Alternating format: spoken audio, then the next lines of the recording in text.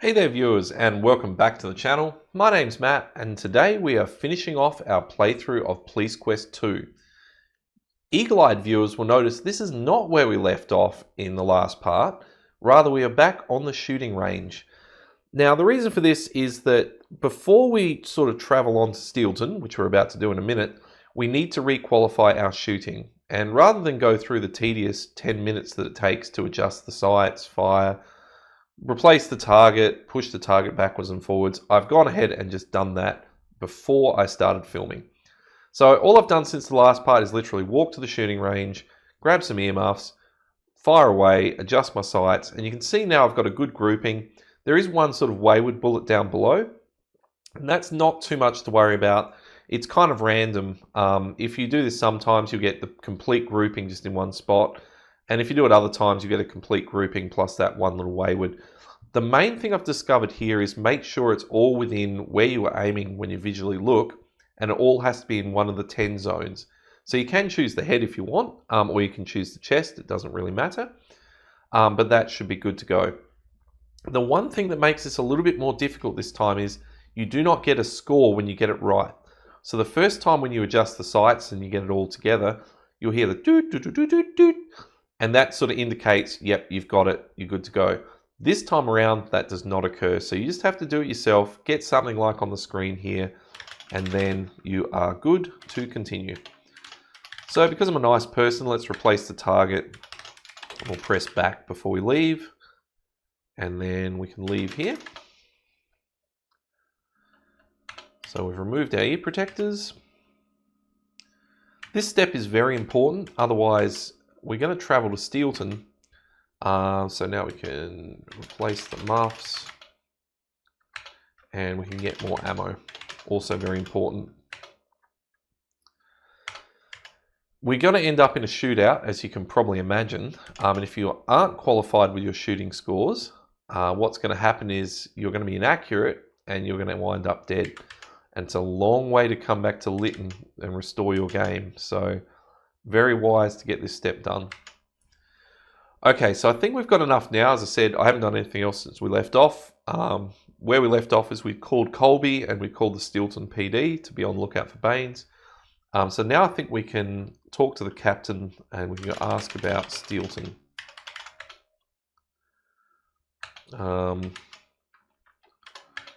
Maybe that's not the right thing to say. Is talk to captain.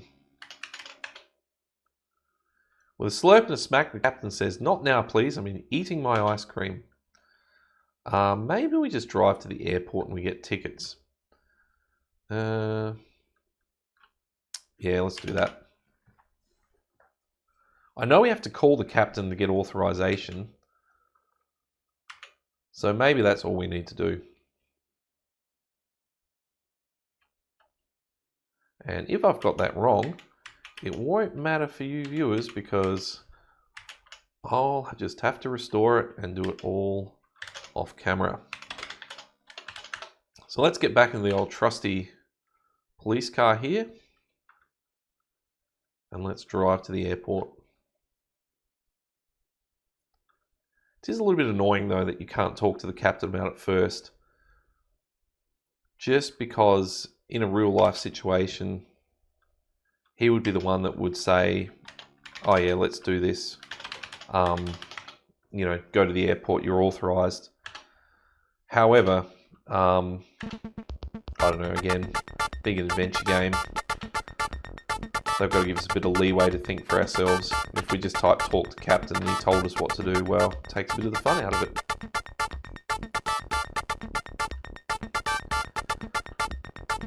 Unfortunately, we've still got no leads on the whereabouts of Marie and what to do about that. However, it's just going to play out for us, luckily, and there's nothing we really can do at this point that's going to influence that outcome. But as you can probably guess, being that Marie is your girlfriend, she's more useful. Oh, Keith whines, "I forgot to pack my toothbrush." She's more useful as a hostage than she is actually if he just killed her, because he can use her to lure you out. which is exactly what he's intending to do. So let's press the button so we don't get run over. You push the button activating the traffic control light. It goes green, that's great.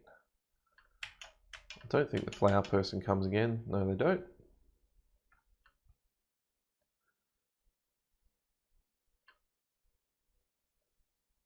Now I think we can also do something nifty here. Let's show the ticket agent our mugshot again.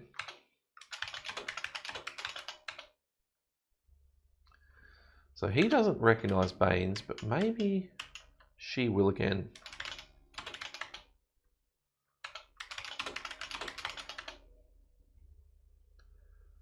Okay, so she's again said the same thing she said last time. He bought a ticket from us recently. He seemed nervous. So let's get the passenger list again. Carefully look over the list and nothing rings a bell. Let's ask this guy for the passenger list.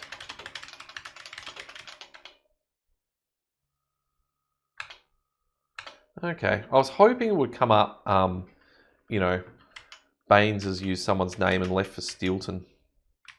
It doesn't appear that way though. So let's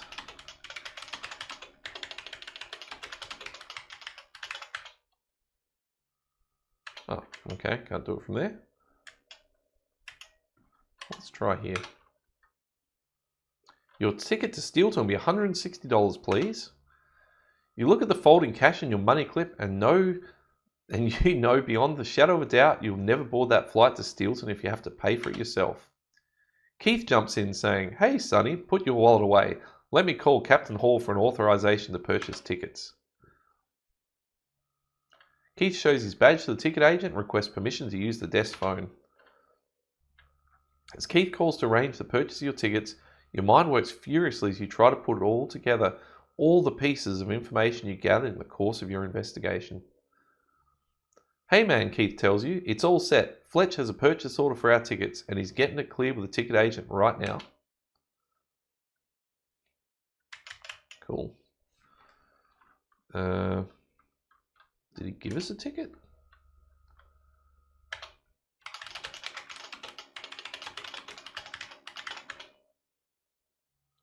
"Yes, sir," the agent says. "We've been given the authorization by the police department to get both of you onto the next flight for Steelton. Here are your tickets, gentlemen. The flight will be boarding at gate 12, up the escalator and to your right." Okay, so let me know down in the comments if I missed something in terms of, you know, getting some more information about Baines going to Steelton. But as far as I'm aware, that's pretty much all you can do. So there's only one gate to board, so you can't really get this part wrong.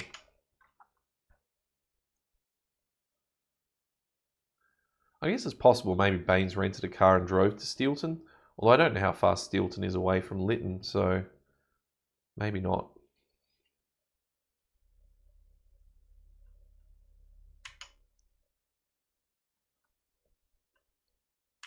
Okay, so for the gate here we need to show our ID because we've obviously got a weapon on us.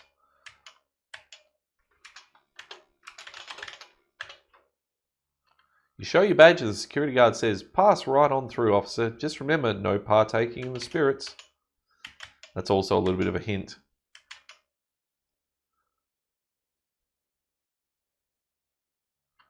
Flight attendant at the entrance to the airplane asks you for your ticket. You hand your ticket to the attendant as you board the plane. Keith flashes his badge at the security guard and hollers, "Hey Sonny, I'm right behind you."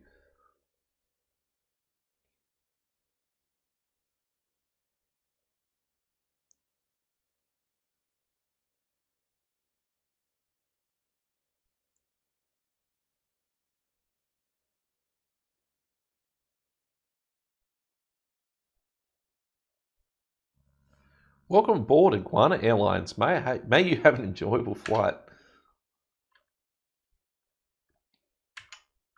Alright, so we assume we're next to Keith. Whoops. So we go sit.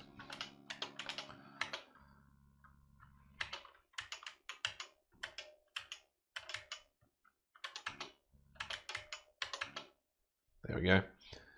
Now, like a normal airline, it's always advisable to wear your seatbelt. And remember the officer just before you went through security said, don't partake in the spirits, and that is wise advice.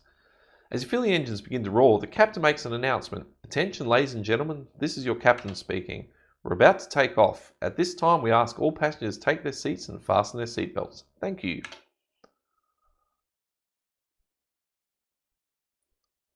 Okay, so the flight attendant goes off and she fastens her seatbelt elsewhere. You relax as the plane prepares to taxi towards the runway. Now I'm just going to load my gun here, and that will become evident why we need to do that in very short order. The captain announces, we're beginning our ascent to 25,000 feet. Please keep your seatbelts fastened until we've reached our maximum altitude. Thank you for your cooperation.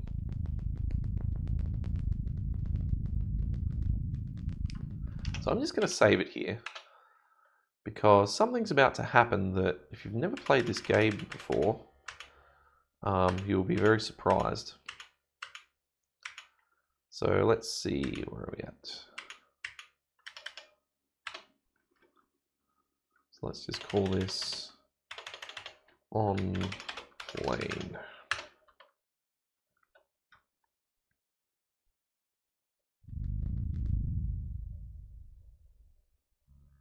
Just as you feel the aircraft level out, the captain makes an announcement. Attention, ladies and gentlemen, he says. This is your captain speaking. We've reached our cruising altitude, he continues. Please feel free to remove your seatbelt. Finishing, he says, our stewardess is at your service. May you have an enjoyable flight. We have beer, wine, bourbon, soda, water, and coffee. Which would you prefer? Coffee is fine. Here you are, water and coffee are complimentary. Wincing, you drink the coffee and think, my God, the coffee back at the office isn't so bad after all. If you'd like anything else, just call me. Now, I don't know if we need to do this. We're just going to remove the seatbelt. I know on a regular plane, it's a really bad idea to do that because you always should stay buckled in unless you're walking around. But the next event might require it.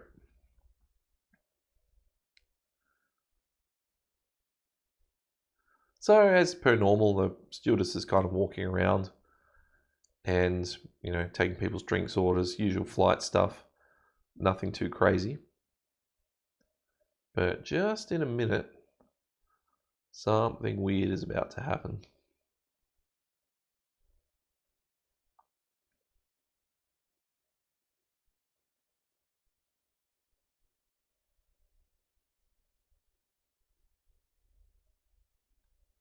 Although maybe it's more than a minute because this computer is a little bit slow.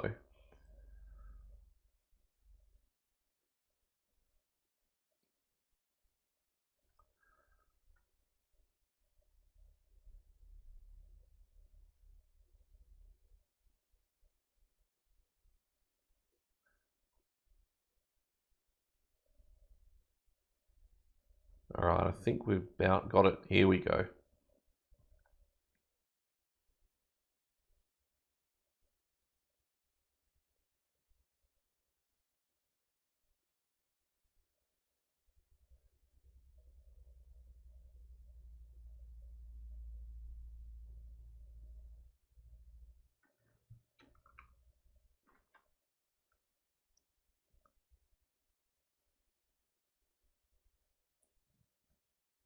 Now, as the stewardess struggles trying to break free, the man screams out, "Don't move, or I will blow her brains."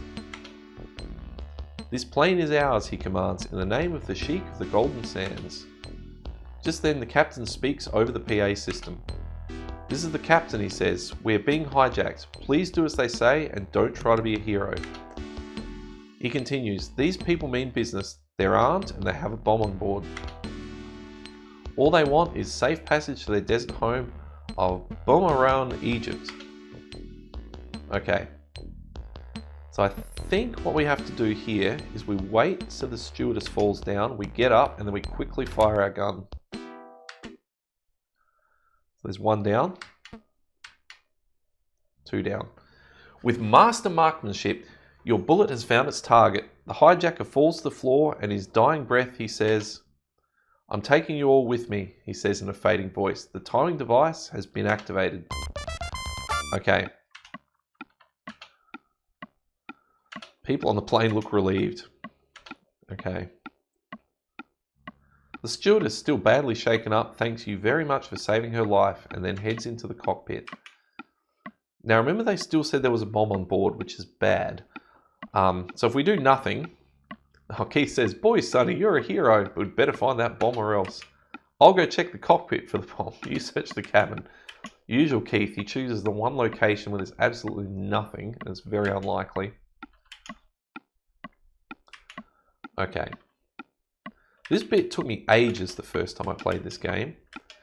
So we can search the man. Which hijacker, the masked or the unmasked? So let's go masked.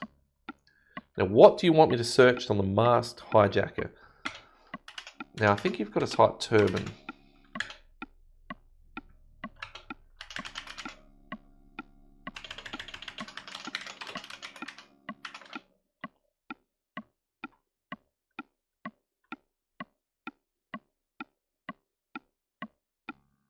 You search the unmasked hijacker's turban and find a piece of paper entitled "Building Your Own Bomb." Okay, so that was the unmasked.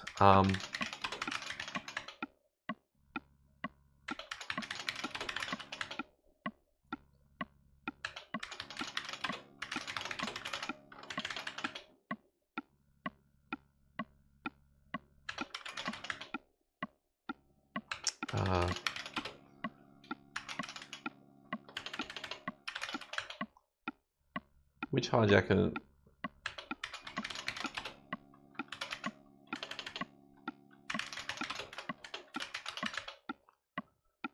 Getting the syntax of this right is a real pain. Looking through the pants of the masked hijacker, you find nothing.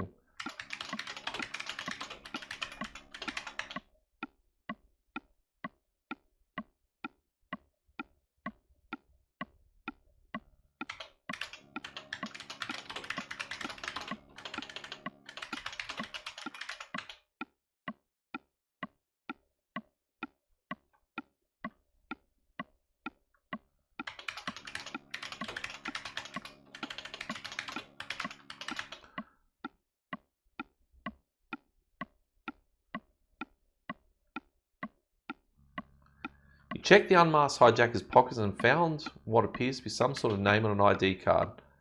It's obviously phony. Okay, maybe it's search. Maybe it's the vest.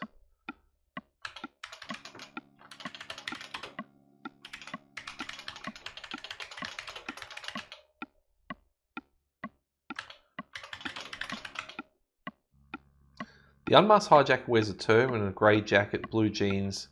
Okay, so search jacket. After all these years, I still struggle with this.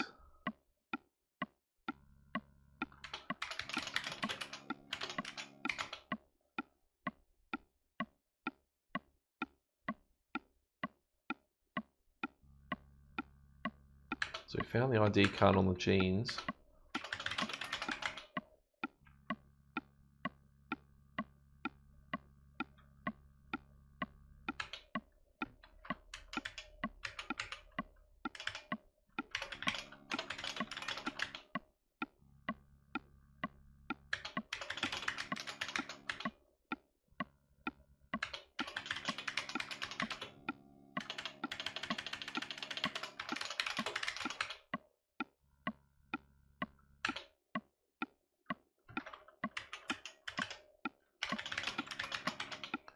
Man, I am struggling with this. Here we go. The masked hijacker wears a ski mask, a loose green jacket with many pockets.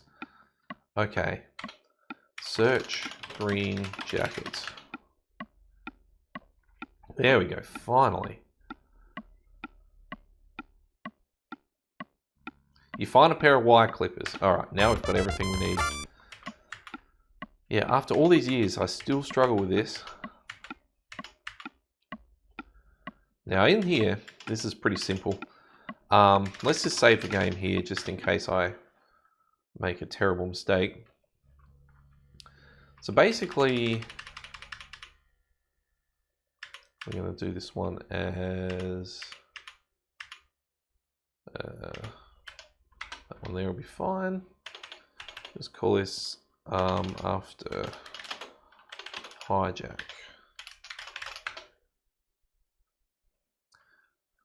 So you can basically search around, everywhere, but if we just look at the towel dispenser, we open the towel dispenser, we'll find we've got 71 seconds. That's not good. Okay, so let's look instructions. Read instructions. Okay, so the trick to this is you have to do this in reverse. So what we need to do, see, basically, it began with collect yellow whiner, collect white, blah, blah, blah. The last step was connect yellow. So we've got to do this backwards. So we've got to cut yellow. I'm just going to write this down on a bit of paper. And then it says connect purple wire and blue wire. So then you've got to disconnect the blue and then disconnect purple. And then we've got to connect yellow. And then we've got to disconnect white. And then disconnect yellow. I think that's correct. All right, let's see how we go with this. So first thing is cut yellow. Snip. So far so good. And then we've got to cut blue.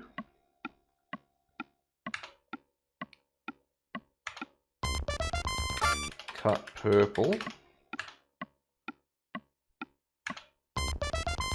Connect yellow. Cut white. And then cut yellow. Wow, I got it first time, I think. Timer stops and the bomb is disarmed. Excellent.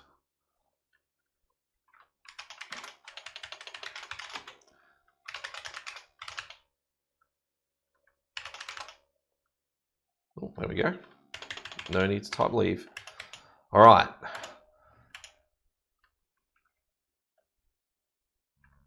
You announce to everyone that you have successfully disarmed the bomb. Everyone cheers and offers words of praise.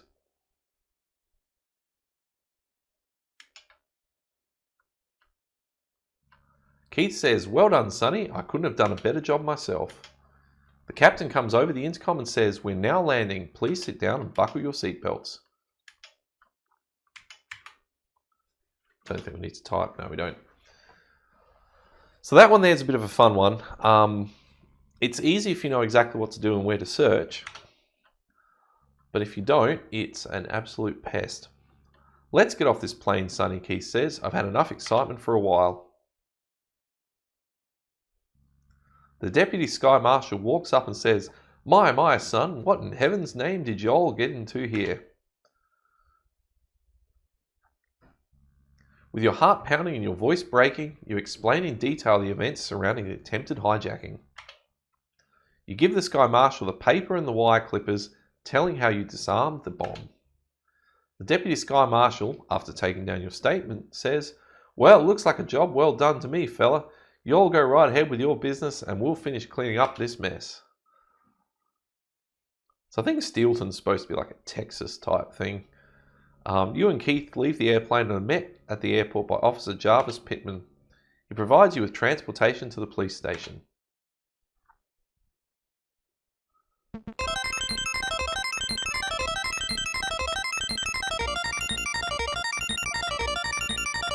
Yeehaw!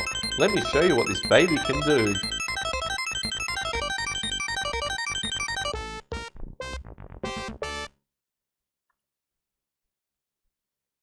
You pilot leads you and a still shaken Keith to Stilton PD's Homicide Lieutenant's office.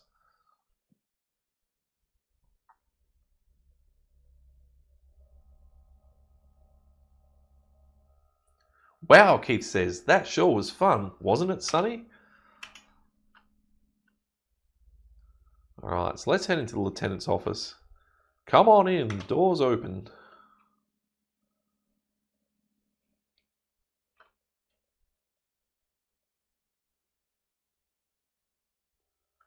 Wild Willie walks over and shakes your hand and says, Detective Bonds and Robinson, welcome to Stilton.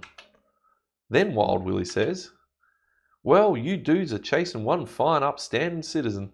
Continuing, he says, it seems this punk Baines has already started his handiwork here too. You know the phone tap subject Don Colby? He asks. Without waiting for a reply, he goes on to say, I hate to tell you boys this, but after putting a tap on Colby's phone, I sent an unmarked unit over to check on him and my man found him deader than a doornail with a 32 cal hole in his head. We did manage to connect, Willie tells you, on one threatening call from Baines. I don't think it will help, but the call was traced to a payphone in our local Burt Park. I sent a man over there to have a look around, he says, but nothing was found. You boys will probably want to go over there and look around, Willie grunts, but I think you'll be spinning your wheels. Wild Willie says, I think Officer Pittman is waiting in the hall. He can drive you over to the park. Good luck, boys. Now, interestingly enough, if you type look around in here, the officers here at Stilton PD are very similar to those back home in Lytton. Maybe it's look desk. It's relatively uncluttered when it compared to Captain Hall's desk. Look table. On the table you see a pair of two-way radios. So this is a classic. I don't think it impedes you from finishing the game, but the two-way radios do definitely help with your score. You pick up one of the two-way radios, handing one of them to your partner, and the lieutenant says, oh yes, I set those radio out for you boys. I thought they might come in handy while you're looking around the park.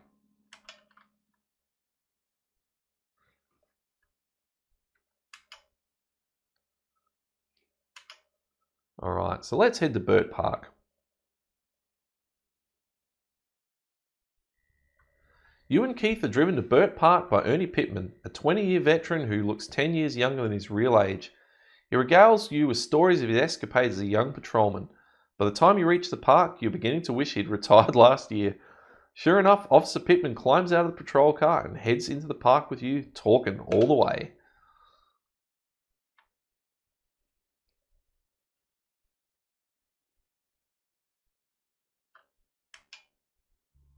As you approach the park entrance, the patrol car's radio crackles.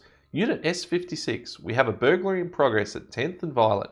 Request you respond immediately. Over. Well, boys, says Officer Pittman, I gotta go. I doubt you'll find anything, but go ahead and look around the park. Right here's the telephone booth Baines used to make the call. Call us when you need to be picked up or if you need any kind of assistance. Good luck. Keith looks around and says, I think we should split up, Sonny. Call me on the two-way if you need me. So if you don't have the two ways, you've got no way of calling him. Alright, so let's have a look around. Okay, so the first thing we can do at Burt Park is just look at this telephone booth.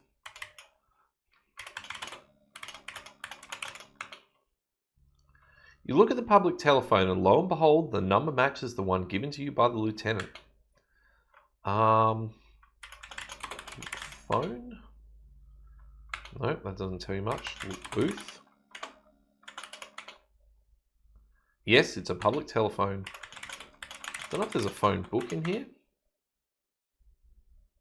Spinning your wheels looking at that. Not a lot to go by there. So now this next bit, we just kind of wander around the park just for a little bit.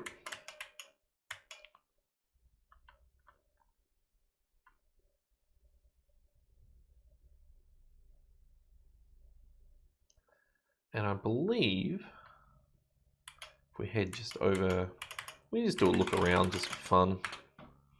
Look around the section of the park and you see a beautiful pond. If we head over here to the west, I think something a bit suspicious happens.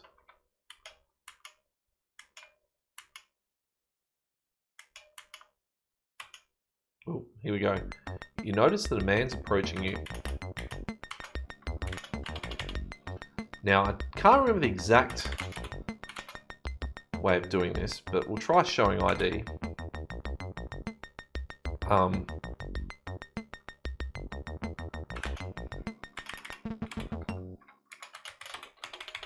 Oh, let's stop police.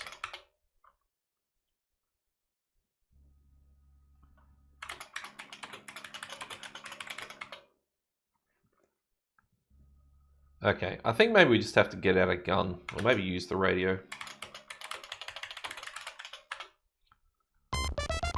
You key up your walkie-talkie and radio help from Keith. The man sees you using the walkie-talkie. It scares him, so he runs off. Evidently, the mugger doesn't like cops. You hear heavy breathing, hacking, and coughing as Keith escorts the would-be mugger back to you.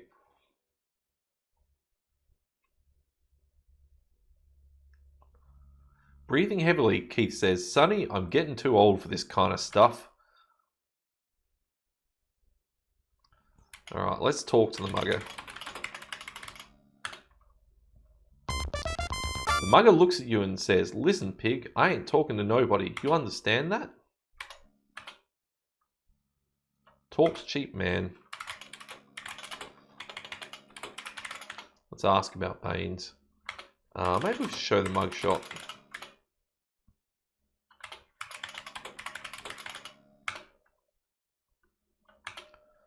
What else can we do? I think that's about it. Keith pipes up and says, "I'll take our little mugger friend, turn him over to Stilton PD."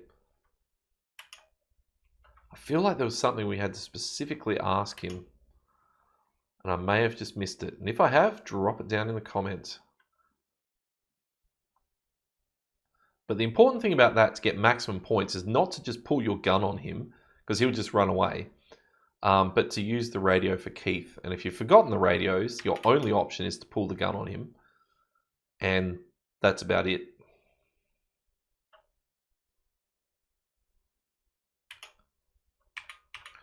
I think we had to ask about Park or something. Maybe with the mugger. Anyway, not to worry. So now over here, if we do a look around, the park is pretty this time of year. The air is sweet and clear except near the manhole cover.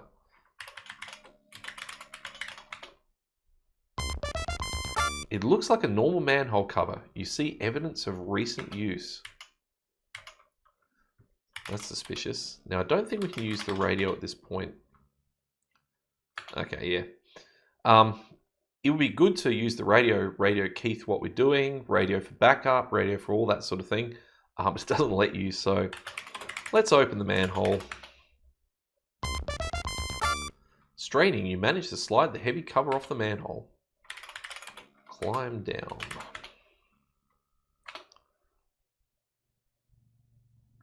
Alright, so now we're reaching kind of the end of the game. This takes us into the sewer system below the park. I think below the city in general.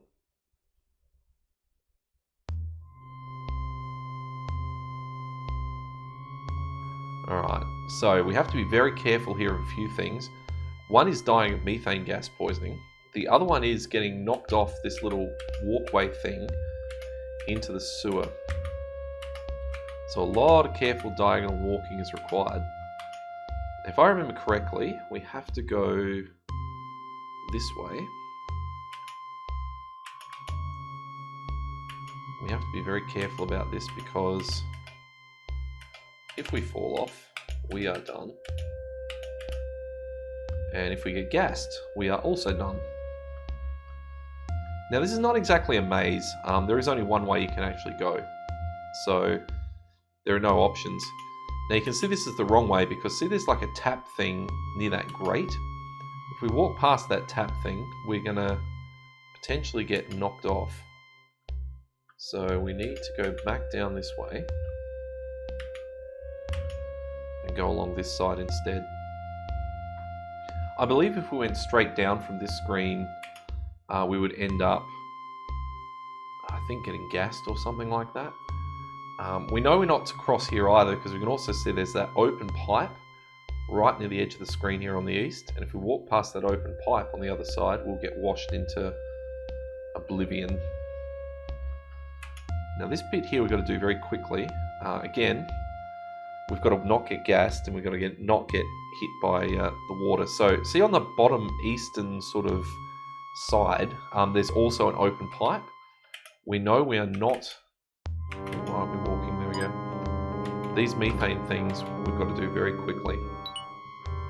There we go. We've made it through the pocket of methane gas. If we cross over at that point, we're going to get hit by that pipe. Now here, see there's another ladder. It's kind of interesting. Likewise, there's another pipe on the other side, so we don't want to cross over. Now I believe if we go to the west here, see we're right next to a pipe. If we walk any further to the west, we're done. So we've got to go back, and then we've got to go kind of diagonally across this thing, go to this side, and then we can see there's a red cabinet. So that's kind of interesting. Let's check that out. See the rat walking up there.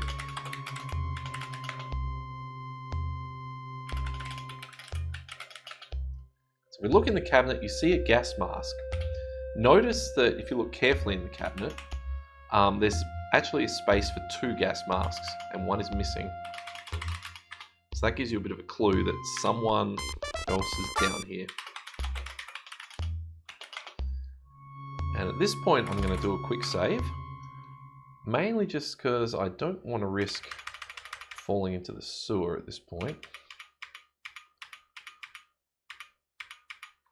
Alright, there we are. Spoke to Lloyd's. This will be now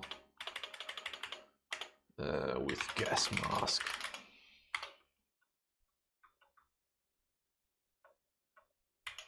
Alright, so we don't need to wear the gas mask if there's no imminent danger.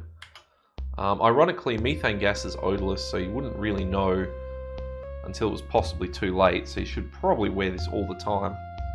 But the way this game works, it says your eyes sting and all sorts of things. So we just need to wear the mask when it says that. So wear a mask. That'll protect us from the gas. You seem to pass through the deadly gas. You can now take off your mask. I think we just continue down in this direction. We will find something useful. Alright, so see there's an ejector pipe there. We want to definitely avoid that. Let's go this way. If I'm not mistaken, yeah, there's a control room. So you can see there's a door there. That's where we need to head, but we can't head from that other little path because again we'll get washed in the sewer. So let's try from this side instead. It's looking pretty safe. As I said, this is not really a maze. You kind of get led to the right location just because if you go any other way you'll get killed. Now we definitely want to save the game here. Because this... Oh, actually, let's just save it as with gas mask. We're not going to have to restore back to there anyway. This is not overly tricky, but we just need to remember a few things. Oh, there we go. Just walk up to it.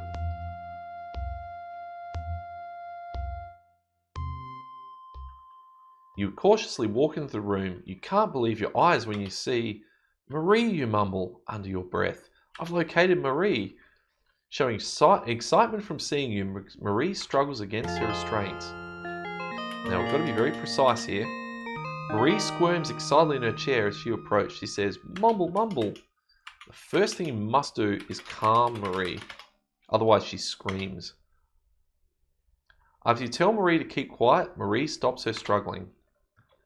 Now you can untie Marie. You nervously struggle with the rope. Finally, you loosen her bonds and set her free. She whispers in your ear about how happy she is to see you. Then, she smothers you in her lipstick. And this is obviously a bit of a setup because he's kept her alive. Nervous and trying to stay as quiet as possible, Marie whispers, "Please, Sonny, let's get out of here before he comes back."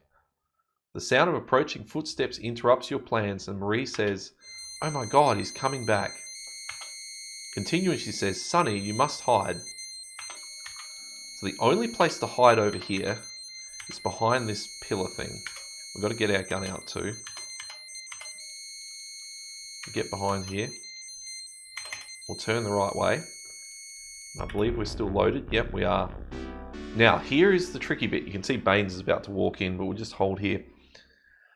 You must, if you want maximum score available, let Baines fire first. If you fire without Baines firing, you've basically just killed him and you had no evidence he had a gun and was threatening. So he must fire the first shot. After that, you can go absolutely nuts.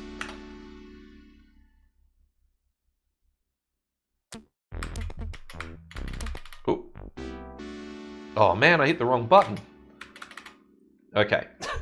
Don't press the F8 key and then withdraw your gun. That's kind of silly. Alright, let's try this again.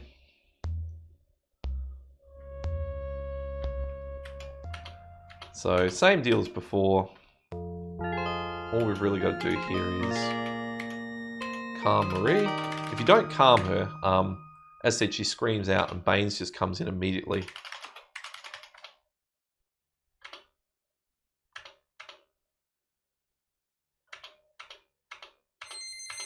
Alright, so now draw the gun, get behind this post thing, face the right way, get the right keys this time.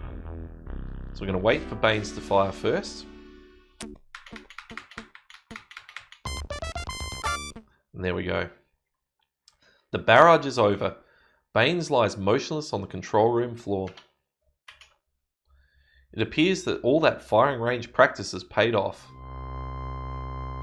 Checking Baines, you find all vital signs have ceased. You view Baines in his deceased state. Deep down inside, you kind of feel sorry for him. The reality, however, is that the destructive vengeance of the Death Angel has been silenced.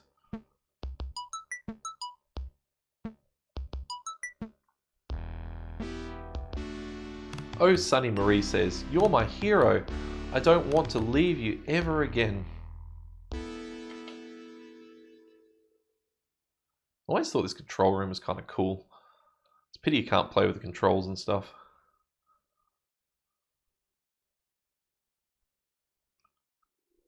Back home in Lytton. You've been placed on a mandatory 3-day administrative leave of absence resulting from the shooting death of Jesse Baines. You spend needed leisure time with Marie and await results from the Lytton PD Internal Affairs Shooting Review Board. The 3 days finally pass, and now the findings, conclusions, and recommendations from the Shooting Review Board are as follows. The Review Board findings. The board finds that homicide detective Sonny Bonds, while on duty, was involved in the discharge of his weapon at another human being during the process of rescuing kidnap victim Marie Wilkins. Further, the shooting resulted in the fatal wounding of Jesse Baines, escaped fugitive.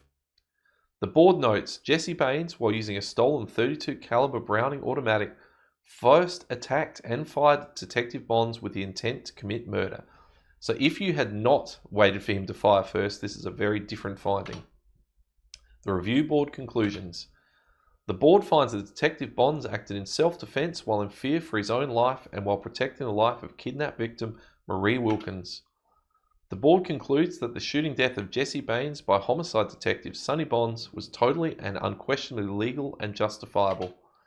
The Review Board recommendations. Number 1, the board recommends immediate cancellation of administrative leave, therefore returning Detective Bonds to permanent active status. Detective Sonny Bonds will receive Lytton Police Department's Silver Commendation Award. Oh, I didn't get the gold. For superior effort and performance while engaged in a life-threatening situation. This board recommends Detective Sonny Bonds participate in 2-week rest and relaxation period prior to returning to duty. The next day. So I only got silver. There's something I could have done better. And if you know what that is, drop it down in the comments. The three-piece band strikes it up as Captain Fletcher Hall presents you with a Silver Commendation Award. Marie stands proudly by your side as the band plays on.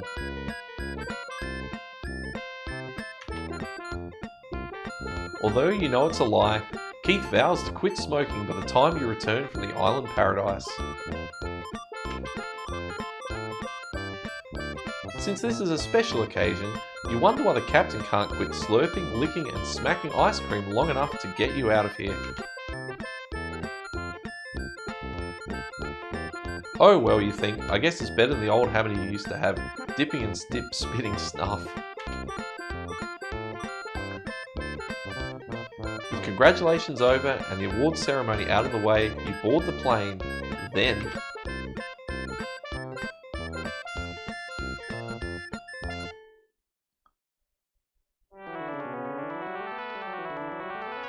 You and your high school sweetheart Marie Wilkins fly away into the sunset.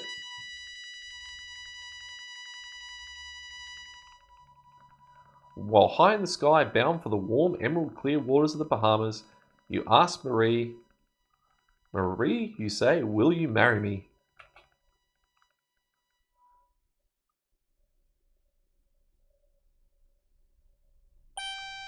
With tears of joy flowing, Marie answers, "Yes."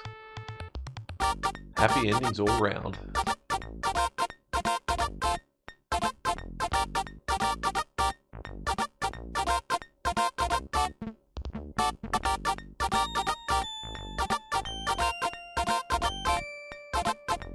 And that is basically it for Police Quest 2.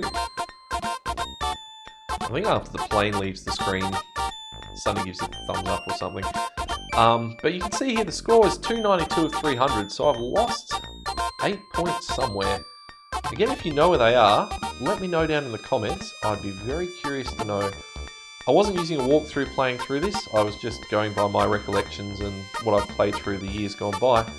So there is likely something I've forgotten that I didn't do quite right. Maybe the mugger, I was supposed to ask something more specific, or something like that. Thank you for playing Police Quest 2, and we've got the thumbs up from Sonny, so we are all good. Alright, well that is going to do it for this playthrough of this part of the series. Thank you so much for watching. If you haven't watched the other parts, I highly recommend go back to part 1 and watch them through in sequence. Police Quest 2 is a great game and definitely one of my favourites. I like the EGA graphics, the music is also very good, and just with the Adlib stuff, I don't know, it just strikes a chord with me. If you've enjoyed the series, consider giving the videos a thumbs up. It really does help the channel to grow, and it really does help promote the videos in the future. Also, have a check out of my other videos in my other series. There is Police Quest 1, Space Quest, and a few other things floating around the place. And if you've liked all the content, also maybe consider subscribing so that you won't miss out on any new playthroughs. That's it from me. I hope you've really enjoyed it, and I'll catch you in the next one. See you later.